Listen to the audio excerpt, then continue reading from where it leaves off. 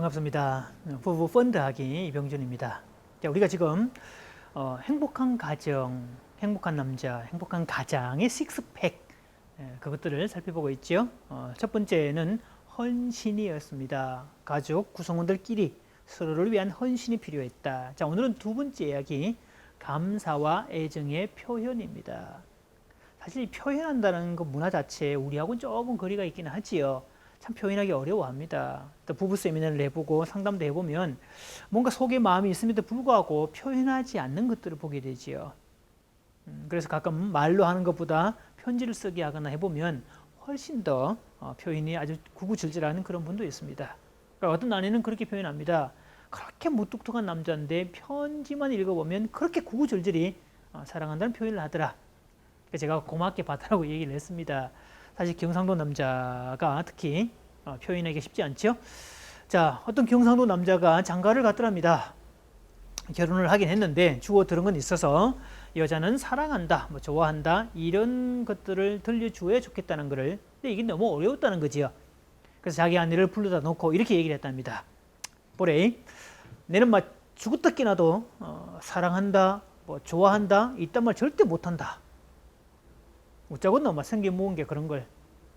대신 여자는 그런 말 들어야 살맛이 난다며. 근데 내가 앞으로 살다가 내가 요렇게 말을 하거들랑 그게 I love you 하는 거니까 막 새겨들 거래. 그렇게 얘기했대요. 자, 이 남자가 가끔씩 그 사랑한다는 말 대신에 해주었던 말은요, 네 알제 였답니다. 자, 뭐 이렇게라도 표현할 수 있다면 훨씬 낫겠지요. 자, 또 에피소드 두 번째 이런 게 있네요. 남편으로부터 좀 사랑한다는 말, 뭐 사랑해 이런 말을 정말 듣고 싶었던 한 아내가 있었습니다. 근데 남편이 표현을 안 해주니까 하루는 코맹맹이 소리를 하면서 콧소리를 잔뜩 집어넣고 오늘은 내가 기필코 옆구리를 찔러서라도 저를 받아야 되겠다 라고 애교를 떨면서 이렇게 얘기를 했답니다. 여보, 옛날에 사랑해랑 안 사랑해가 살았걸랑. 그런데 안 사랑해가 죽었대. 그럼 누가 남았게? 자, 그때 남편에게서요, 사랑해, 사랑해가 남았네 뭐. 이 정도 말이 나올 줄 알고 기대를 하고 있었죠. 근데요, 그때 남편의 대답은요, 화를 확 내면서 네 지약 먹었나? 갑자기 웬 지랄이냐? 뭐 이렇게 나왔다는 거지요. 자, 사실 우리가 워낙 표현을 안 하는 부분들을 뭐 빗대서 하는 얘기이긴 합니다만 사실 유교문화권에서 가족 사이에 표현하는 것 자체가 금기되었다는 것도 문제가 되고 있는 것들입니다. 그러나 사람은 어떤 형태로든지 표현하게 되어 있습니다. 우리가 표현하지 않는 것은 사실은 억압하는 문화였다는 거지요. 그래서 그 체면이 아주 중요한 사회 이슈가 될 수 있었다는 건데요. 사실 그 체면을 차리는 사람일수록 속은 골마 터지게 되어 있습니다.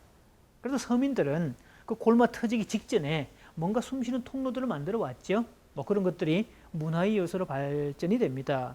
탈춤이나 무슨 마당극 같은 또 구비문학이나 뭐 민담, 그림, 민요 이런 것들이 그 억압된 마음을 풀어내는 탁월한 수단들이었지요. 자, 행복한 가족은요, 서로의 마음을 잘 표현하는 가정입니다. 표현하는 것이 100번 전부 낫다는 거지요. 그래서 생활 속에서 일어나는 소소한 감정들, 감사들, 또 그런 애정의 마음들을 그때그때 표현을 하는 겁니다. 사실 애정과 감사의 표현은 서로를 위한 사실 전략이 되지요. 사람은 다른 사람으로부터 인정받을 때 자기 가치감이 강화되게 되어 있습니다. 자, 클리포톤이라는 심리학자는요, 인정이 자기 존중감의 양동이를 가득 채워준다라고 표현을 했고요. 교리분석 심리학의 창시자인 에릭 버는 자, 사람은 존재인지 자극, 즉 스트로크를 받을 때 살맛이 난다라고 합니다. 그래서 모든 사람은 스트로크를 주고 받기 위해서 생활한다라고 얘기를 하지요. 자, 그럴 때 스트로크가 되는 것은 감사와 애정의 표현입니다. 그런데 가족 사이에서 감사와 애정의 표현을 많이 하면 할수록 자존감의 양동이가 점점 더 차게 되고요. 스트로크의 교환이 점점 더 많아져서 풍요롭게 된다는 거지요. 또 시너지 효과가 나기 때문에 온 가족 구성원이 기분이 좋게 되어 있다. 그래서 집에 들어가고 싶은 그런 욕구들이 생성된다는 거지요.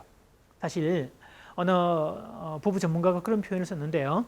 대한민국 남자의 70%가 귀가 기피증이 걸려 있다. 라는 표현은 사실 참 씁쓸한 표정이죠. 그게 뭐 공신력이 있는 결과인지 모르겠지만 어쨌든 남자들 입장에서는 집에 안 들어가고 싶은 욕구가 무의식적으로 깔려 있는 것만은 틀림없는 것 같습니다. 왜? 집에 돌아가 봤자 애정과 감사의 표현이 별로 없기 때문이죠. 또 우리의 요구사항만 많기 때문에 상대적으로 겉돌게 되어 있다는 겁니다. 자, 상담을 할 때 제가 숱한 사람들을 만나서 상담을 하지요. 또 그룹 상담을 해보면 표현을 못하는 사람들의 공통 특징은요, 낮은 자존감을 가지고 있습니다. 또 실제로 검사를 해봐도 낮은 수치들이 나오게 되지요. 그래서 자존감이 낮을수록 표현하는 일은 힘들다라고 할 수 있는데요. 근데 사실은 그럴수록 표현하는 일에 더 힘을 써야 됩니다. 왜냐하면 스트로크의 교환 법칙에서 내가 어떤 사람에게 감사를 표현하게 될 때 받는 사람도 기분이 좋지만 표현하는 내가 오히려 더 기분이 더 좋아지게 돼 있더라. 결국 표현하는 작업은 상대방을 위한 작업인과 동시에 사실은 나를 위한 작업이기 때문이지요. 그러니까 표현하지 못할 이유가 전혀 없겠지요. 그래서 표현하는 일에 용기를 내는 게 필요하다. 그래서 자꾸 표현하다 보면 자존감도 높아지게 돼 있고 또 자존감이 높아지면 표현도 더 편해지게 돼 있고 점점 더 건강한 자아상을 가진 사람이 될 수 있습니다. 그래서 마지막으로 시인 하만스타인이 표현했던 그 문구로 정리를 하려고 합니다. 자, 이렇게 말을 했네요. 울리지 않는 종은 종이 아니며 부르지 않는 노래는 노래가 아니며 말하지 않는 사랑은 사랑이 아니다 라고 말이죠. 감사합니다.